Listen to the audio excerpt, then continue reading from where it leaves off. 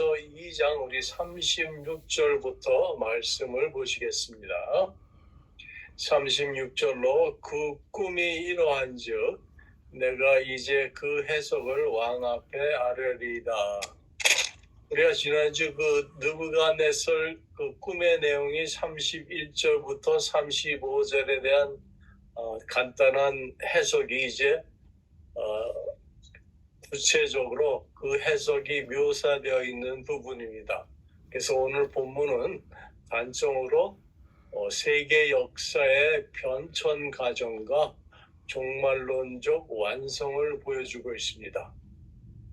이게 37절 보세요. 왕이여 왕은 여러 왕들 중에 왕이시라. 하늘의 하나님이 나라와 권세와 능력과 영광을 왕에게 주셨고 사람들과 들짐승과 공중의 새들 어느 곳에 있는 것을 막론하고 그것들을 왕의 손에 넘기사 다 다스리게 하셨으니 왕은 곧 그 금머리니이다 라고 기록하고 있습니다. 여기서 우리 37절에 왕 중에 왕이라고 말하면서 그 모든 권세를 누가 줬다고 말합니까? 하나님.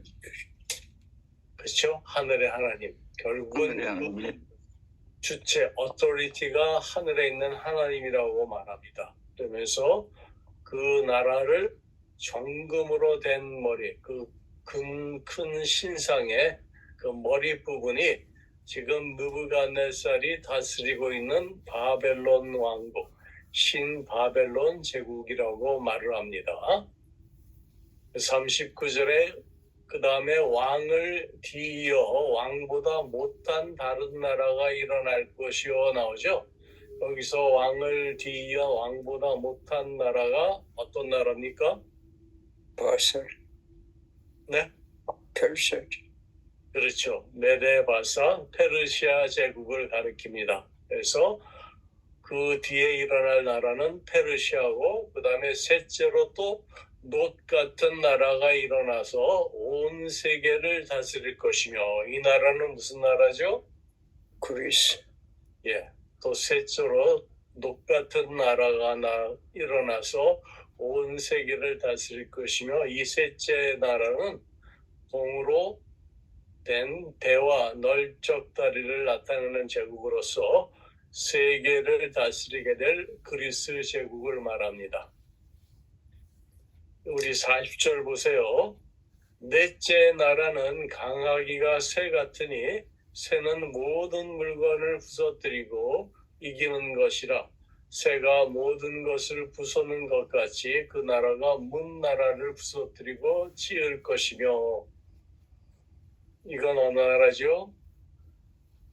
로마. 그렇죠. 로마 제국을 말하는 것이요. 철로 된 다리, 철같이 강한 왕국, 문나라를 부수고 멸망시킬 로마 제국을 가리킵니다. 하나님은 역사의 주관자이심을 이렇게 그 신상을 해석하면서 단적으로 우리에게 알려주고 있습니다. 그래서 오늘은 먼저 이스라엘을 중심으로 성경에 나타난 그 당시 주변 국가들의 흥망성쇠와 세계 역사의 흐름을 간단히 살펴보도록 하겠습니다. 다윗 왕의 뒤를 이어서 이스라엘의 최고 전성기를 이끌었던 솔로몬 왕이 죽은 후 BC 926년경에 이스라엘은 남유다와 북이스라엘로 분단되어서 세닥의 길로 접어듭니다. 그리하여서 BC 722년경 북이스라엘 왕국은 아수르에 의해서 멸망당하고 맙니다. 친아수르 정책으로 간신히 명맥을 유지하던 남유다는 아수르가 또 다른 중동의 강자, 바로 오늘의 그 바벨론 제국이죠. 그 제국에 의해서 멸망당하자 BC 587년경 남유다도 바벨론에 의해 점령당하고 맙니다. 마침내 예루살렘 성전은 무너지고 이스라엘 백성들은 포로로 끌려가는 신세가 되어버렸습니다. BC 538년에 바벨론은 또 다른 중동의 강자로 떠오른 메데바사 페르시아 제국에게 고대 근동 지방의 패권을 넘겨주게 됩니다. 페르시아의 어떤 왕이죠? 이스라엘 백성을 고토로 돌아가게 해줬던 왕이 어떤 왕인지 여러분들 기억나세요? 고레스. 고레스 왕이죠. 고레스 왕은 포로된 유다 백성에게 고국으로의 귀환과 예루살렘 성전을 재건할 것을 명령했습니다.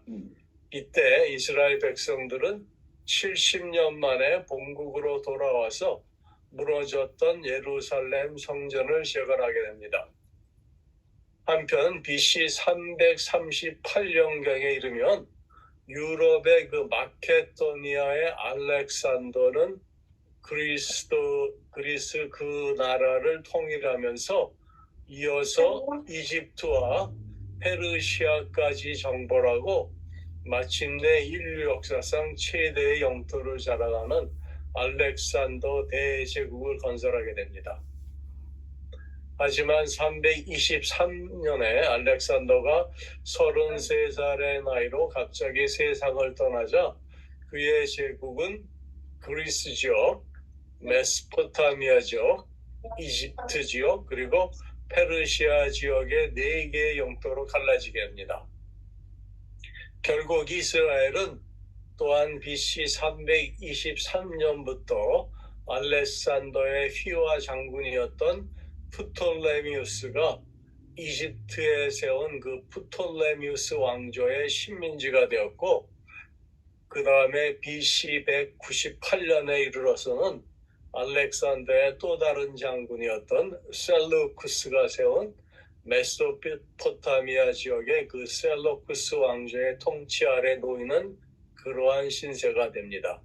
그래서 이 부분의 자세한 예언의 말씀들이 다니엘서 11장에 다시 나옵니다.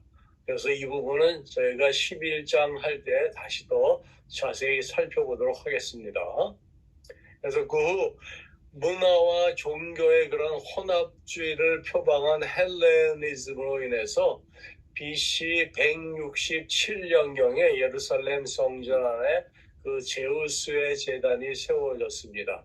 이 사건을 계기로 율법과 종교적인 순수성을 추구하려는 이스라엘의 그 하시딤 운동이 일어났고, BC 165년경에는 그 마카베 혁명, 여러분들 들어보셨죠?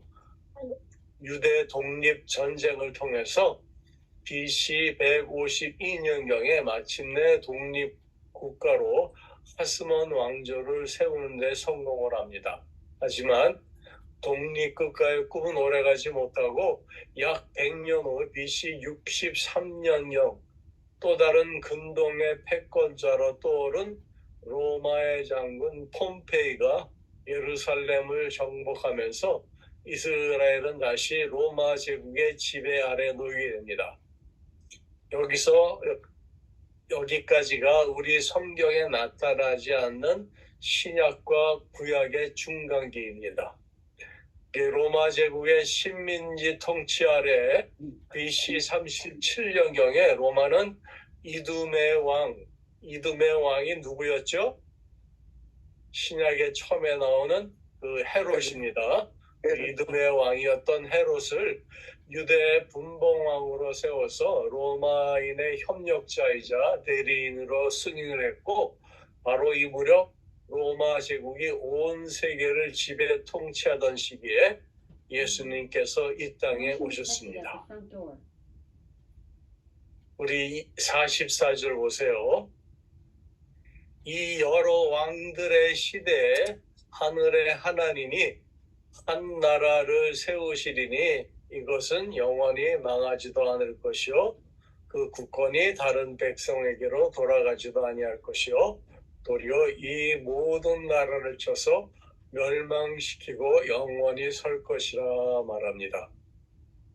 이 여러 왕들의 시대가 나온다. 그래서 그 세계의 역사의 흐름을 다니엘서와 관련시켜서 연결하여서 중요한 그 역사적 상황과 배경을 살펴보면 세 개의 장면으로 요약할 수가 있습니다.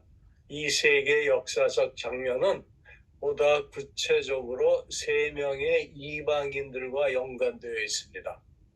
오늘 다니엘이 느부갓네살의 꿈을 해석하는 장면에서 제국의 변천을 얘기하면서 바로 이 44절에 이 여러 왕들의 시대라는 표현이 바로 그 표현입니다.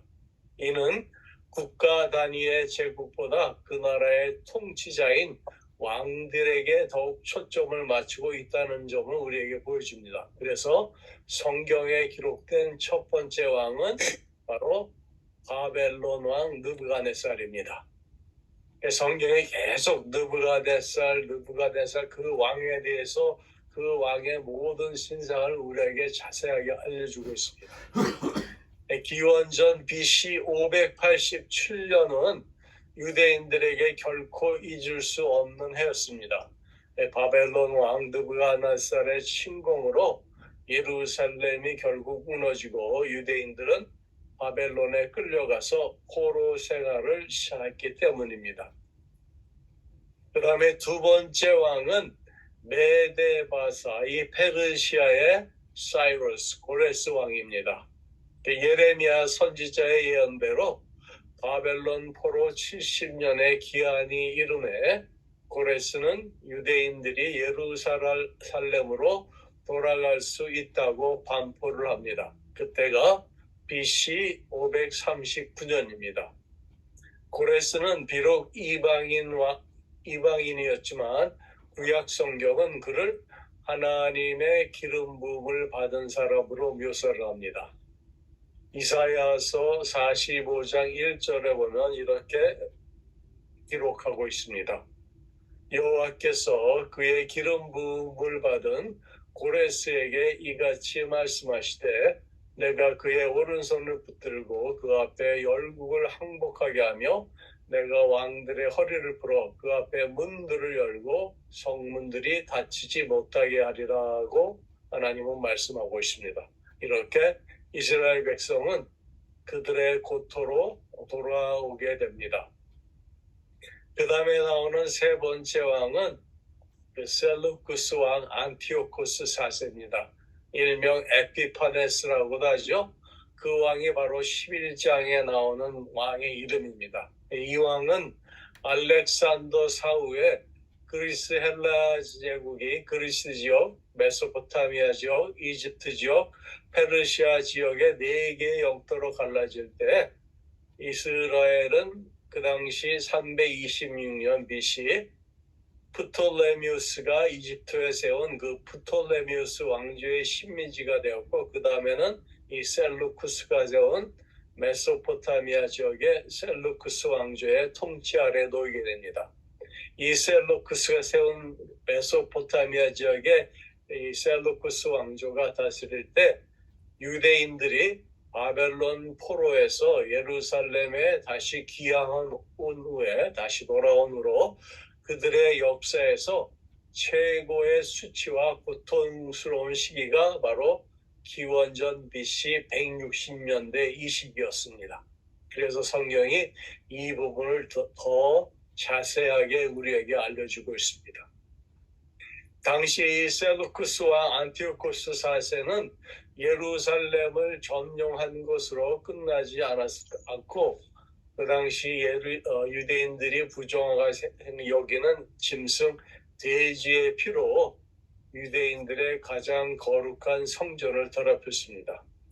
자세한 배경과 설명은 뒤에 우리가 11장에 가서 성경 말씀과 대조하여 다시 말씀을 드리겠습니다.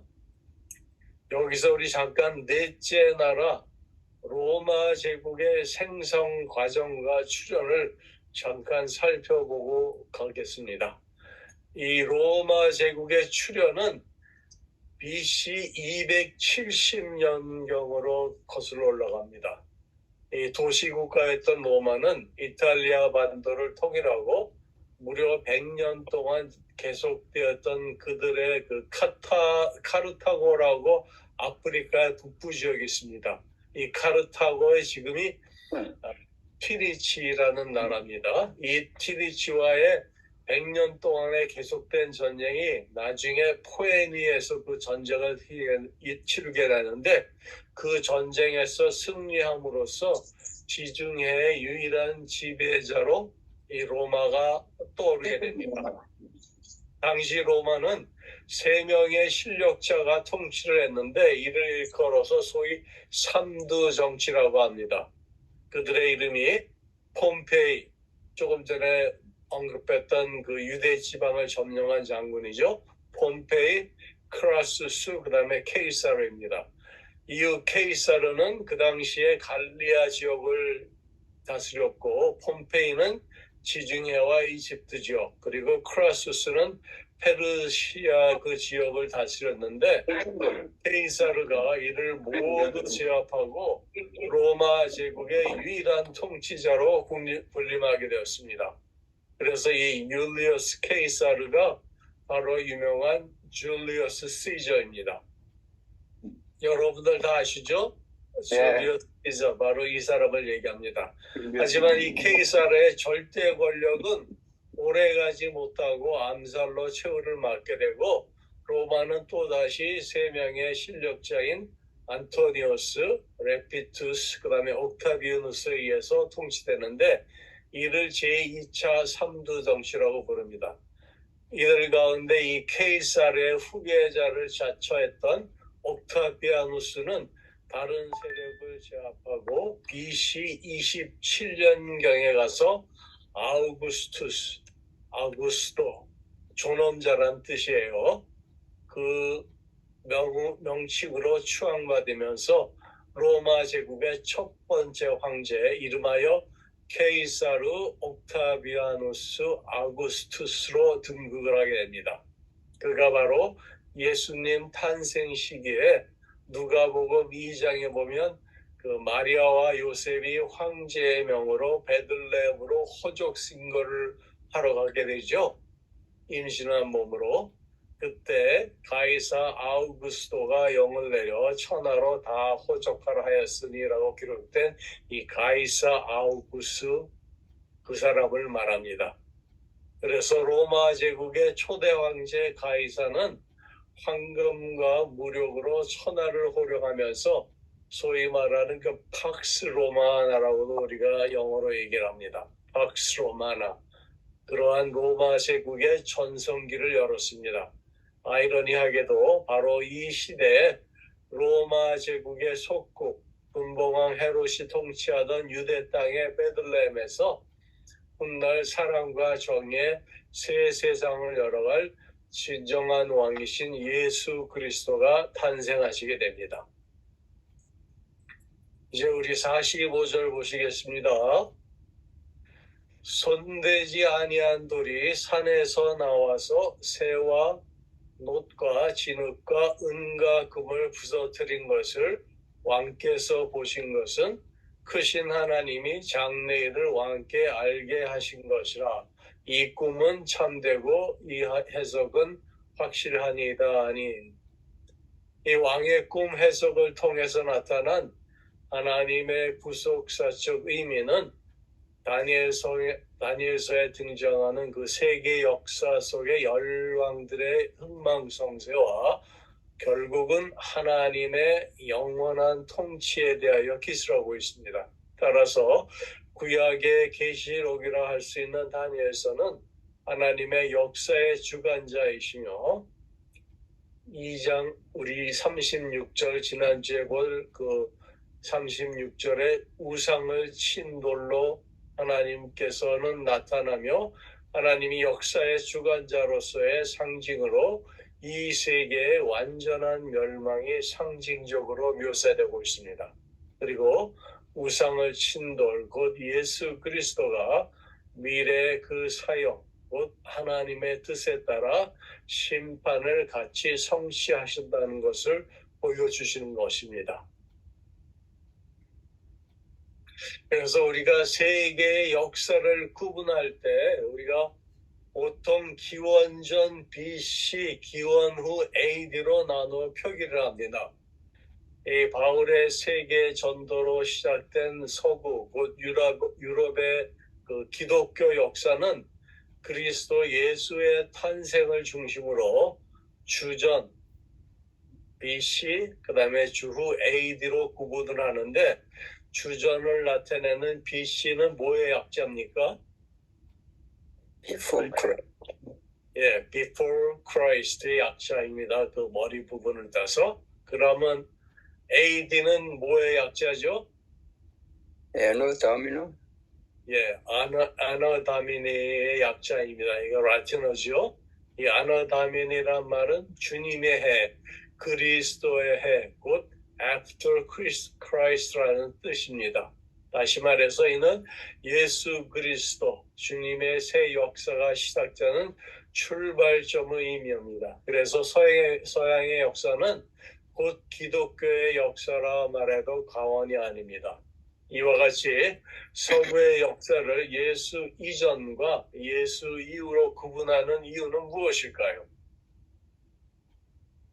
여러분들은 뭐라고 생각을 하십니까? 왜 굳이 서구의 역사를 예수 이전과 예수 이후로 구분을 했을까요? 그것은 단순한 시대적 구분이 아닙니다. 거기에는 아주 중요한 의미가 담겨져 있습니다. 예수 그리스도의 탄생이 세상에 주는 메시지가 있습니다. 이는 하나님이 세상을 이처럼 사랑하사 독생자를 주셨으니 이는 그를 믿는 자마다 멸망치 않고 영생을 얻게 하심이라 말씀하셨고, 하나님이 그 아들 예수를 세상에 보내신 것은 세상을 심판하려 하심이 아니요 오히려 그로 말미암아 세상이 구원을 받게 하려 하심이라고 성경은 말하고 있습니다. 그래서 예수 그리스도는 세상의 구세주로 오신 분입니다. 이는 이스라엘 백성을 통하여 약속하신 다윗의 언약을 성취하신 것입니다. 다윗의 언약이라고 여러분들 들어보셨죠? 또한 창조주 하나님은 인류 역사의 주관자로서 그리스도의 탄생을 주도하셨습니다. 이는 곧 God is the history maker. 하나님은 역사를 만들어 가시는 역사의 주관자시라는 뜻입니다. 그래서 여러분들에게 제가 근대 유럽 사조에 있어서 실존주의 철학자, 독일 출신의 그 실존주의 철학자 칼 야스퍼스라고 여러분 들어보셨을 거예요. 유명하신 분인데 그 사람에 의해 정의된 추계 시대라는 개념이 있습니다. Exile Age라는 개념이 있는데 이는 대략 BC 900년에서 BC 200년까지의 700년간의 시기를 가리키는 말입니다. 이 시기는 예수님이 이 땅에 오시기 전이죠. 이때가 인간 세계의 주요 종교와 철학이 탄생한 시대라고 그는 말합니다. 그래서 이 시대에 중국에서는 공자, 묵자, 노자가 활동을 했고 인도에서는 뭐가 나왔습니까? 부다, 그렇죠? 불교가 발생했죠. 천산천하 유아 독전을 설파했으며 이스라엘에서는 엘리야, 에레미야, 이사야 같은 선지자가 등장해서 메시아를 예언했고 그리스에서는 여러분들 잘 아시는 소크라테스, 플라톤, 아리스토텔레스 같은 철학자들이 많은 사상가들을 길러냈습니다. 바로 이 추계 시대는 내용적으로는 인류 역사에 있어서 폭력과 야만의 시대에서 벗어나 철학과 종교적인 각성의 가장 생산적인 시대로의 전환을 의미한다고 그는 주장을 합니다. 새로운 시대가 그렇게 그 추계 시대에 그 기간을 거치면서 인류의 역사가 이러한 시기를 거칠 때 가나안 지역 유대 땅에도 하나님의 역사는 이루어지고 있었습니다. 다윗이 12지파를 통합하여서 당일 그러한 왕국을 이루는 시기가 대략 서기전 BC 1000년경입니다. 비슷한 시기죠. 하지만 이 왕조 수립 3대 만에 닥친 국가 분열, 곧 솔로몬 사후에 남북으로의 국가 분열 이후 200여 년 동안 지속된 남북 간의 그러한 불편한 공전 관계와 그리고 이어서 발생한 북이스라엘 왕국이 결국 아수르의 침공으로 역사의 뒤안길로 사라집니다. 그 후 150여 년 동안 남한국 유다의 단독 생존은 결국 바벨론의 3차례에 걸친 침공으로 만국과 왕종 종류를 알리게 됩니다. 이러한 과정을 볼 때 세상적인 눈으로 보면 과연 다윗의 왕위를 영원히 경고히 하시겠다는 그러한 하나님의 언약이 지켜진 것인지 의문이 들 수밖에 없었습니다. 이 솔로몬의 세속주의와 손자 르호보암의 어리석은 교만으로 인한 나라의 분열 이후로 계속된 남북 왕조의 우상 숭배로 이 땅의 다윗 왕조는 맥이 끊어지고 말았습니다. 그러면 하나님과의 그 다윗 왕조의 언약은 어떻게 된 것일까요?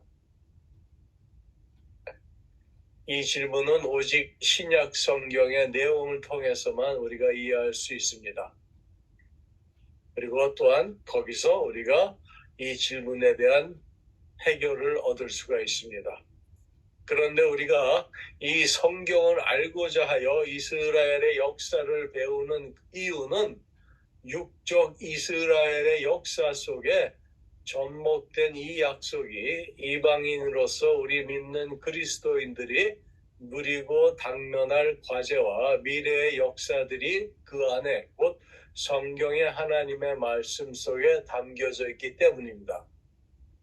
이것이 로마서 11장에 잘 나타나 있습니다. 우리 함께 로마서 11장 찾아보시겠습니다. 로마서 11장 우리 13절에서 24절까지 보시겠습니다. 로마서 11장 13절에서 24절까지 박 집사님 네, 한번 쫙 읽어주십시오. 네. 내가 이방인인 너희에게 말하노라.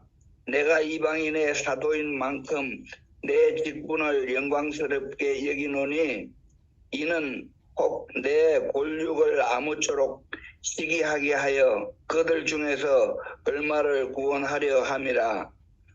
그들을 버리는 것이 세상의 화목이 되거든 그 받아들이는 것이 죽은 자 가운데서 살아나는 것이 아니면 무엇이리요? 제사하는 처음 익은 곡식 가루가 거룩한 적 떡덩이도 그러하고 뿌리가 거룩한 적 가지도 그러하니라. 또한 가지 얼마가 꺾이었는데 돌감람나무인 내가 그들 중에 접붙임이 되어 참 감람나무 뿌리에 진액을 함께 받은 자가 되었은즉 그 가지들을 향하여 자랑하지 말라. 자랑할지라도 내가 뿌리를 보존하는 것이 아니요 뿌리가 너를 보존하는 것이니라. 그러면 내 말이 가지들이 꺾인 것은 나로 덧붙임을 받게 하려 함이라 하리니 옳도다. 그들은 믿지 아니하므로 꺾이고 너는 믿음으로 섰느니라. 높은 마음을 품지 말고 도리어 두려워하라. 하나님이 원가지들도 아끼지 아니하셨은즉 너도 아끼지 아니하시리라. 그러므로 하나님의 인자하심과 준엄하심을 보라. 넘어지는 자들에게는 준엄하심이 있으니 너희가 만일 하나님의 인자하심에 머물러 있으면 그 인자가 너희에게 있으리라. 그렇지 않으면 너도 지키는 바 되리라. 그들도 믿지 아니하는데 머무르지 아니하면 접붙임을 받으리니 이는 그들을 접붙이실 능력이 하나님께 있음이라. 내가 원 감람나무에서 지킴을 받고 본성을 거슬러 좋은 감람나무에 접붙임을 받았으니 원가지인 이 사람들이야 얼마나 더 자기 감람나무에 접붙임을 받으랴. 예. 아멘. 이 말씀 여러분들 다 이해하시죠? 예. 예.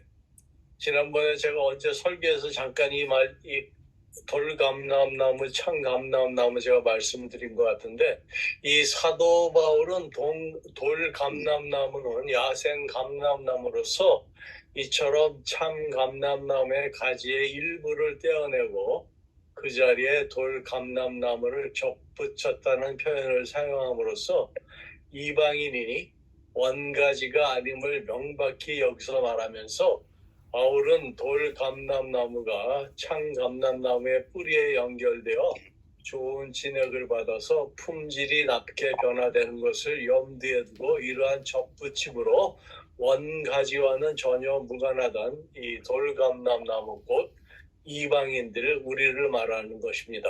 이 이방인들이 유대인과 동일한 특권을 누리게 된 것이다라고 설명을 하고 있습니다. 이어서 사도 바울은 유대인들의 일부가 구원의 길에서 벗어났다고 해서 그들을 향해 우월감을 가질 만한 이유가 없다고 충고를 합니다. 여기서 이 가지는 꺾여진 가지로 원가지 곧 이스라엘 유대인들을 말합니다.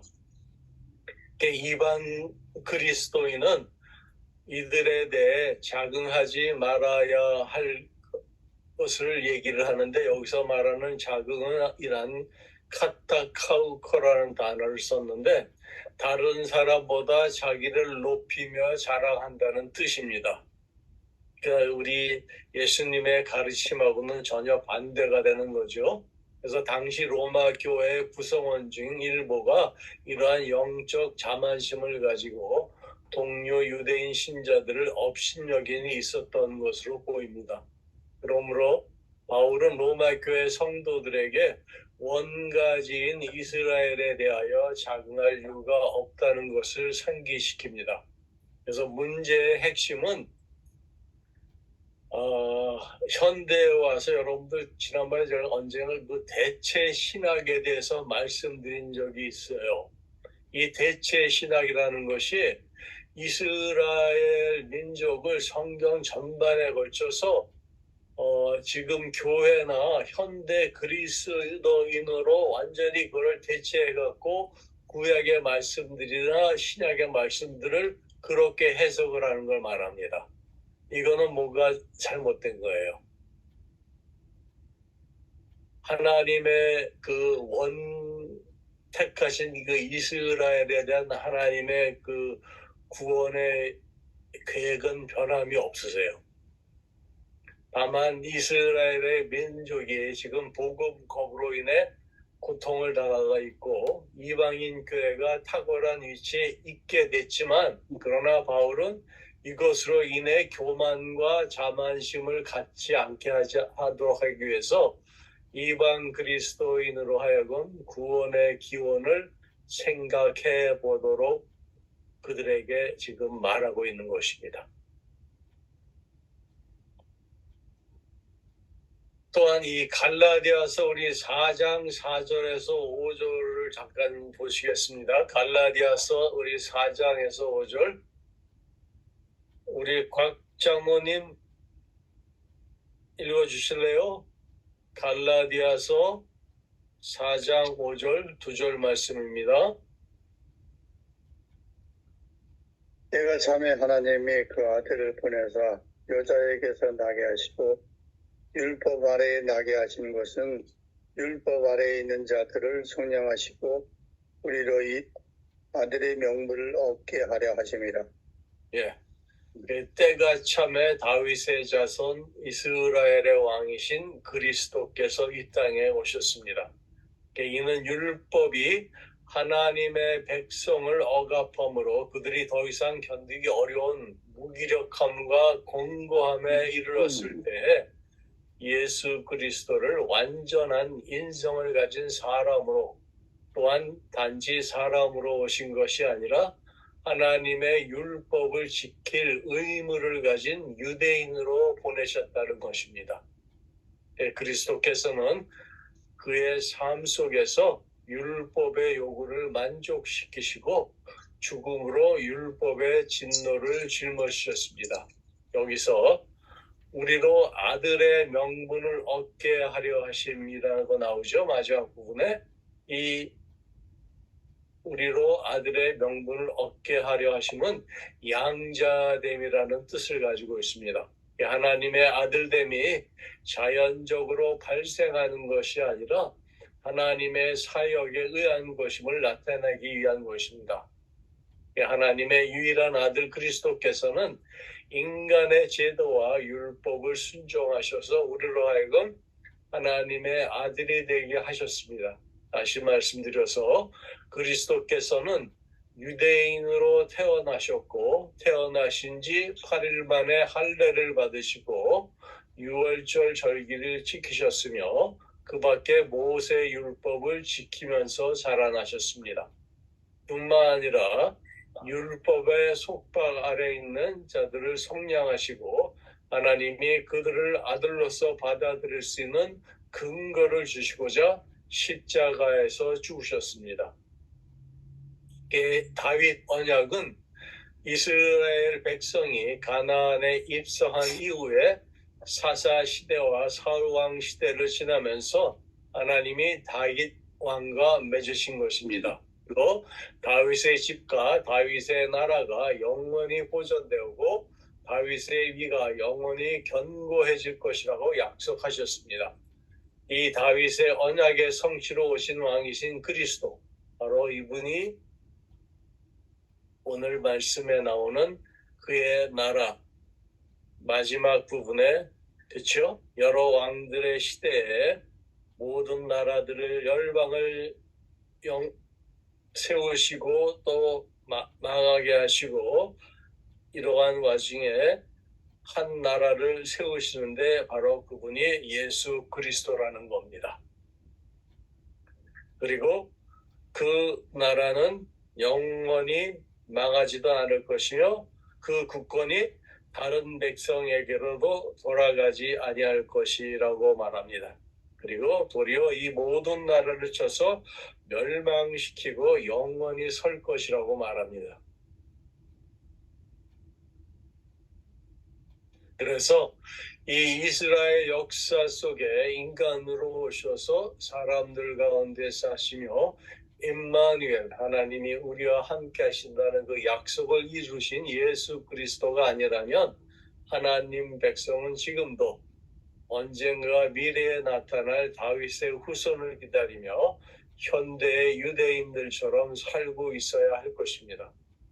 육적인 이스라엘의 그러한 정치적인 역사와 더불어서 이방인과 교회를 위한 그러한 예언적인 부분들을 이미 이루셨고 우리 이방 그리스도인들에게 이 예언은 이루어졌고 또한 장차 이루어질 미래 역사를 미리 깨닫고 하나님의 자녀들로서 올바른 지위와 위상을 정립하여 하나님의 아들, 하나님의 딸들다운 믿음의 정신을 확립하는 것이 필요하다고 하겠습니다.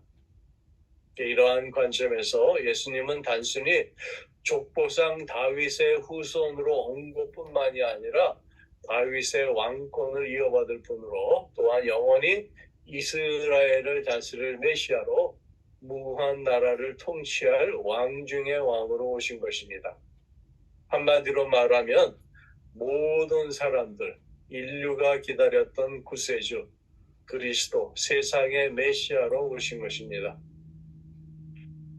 이상 대충 살펴본 대로 예수 이전에 세상을 다스리던 고대 열강들은 하나같이 황금과 군대, 힘, 곧 무력으로 세상을 통치했습니다.